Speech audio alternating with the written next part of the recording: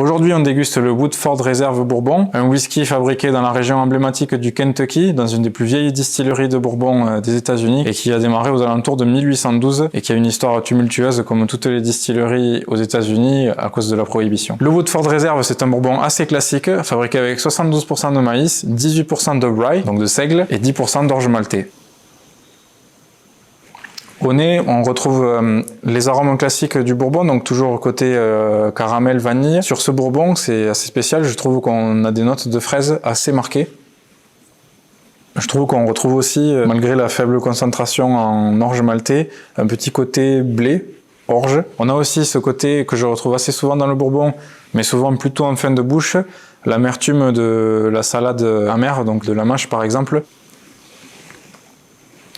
En bouche, c'est assez classique. On a un côté épicé un peu en dessous de ce qu'on peut avoir l'habitude de voir sur les bourbons. Pas tant de poivre noir. Le côté épicé est présent, mais il donne presque l'impression d'avoir de l'eau pétillante, de toutes petites fines bulles dans le palais. Et après, on retrouve par contre une forte amertume du bois. Il y a relativement beaucoup de tanins, je trouve, même pour un bourbon. Donc ça me laisse penser que les barriques sont peut-être un peu moins carbonisées que ce qui se passe chez d'autres distilleries. Parce que bon, le côté carbonisé des barriques a tendance à amener le côté caramélisé, vanillé.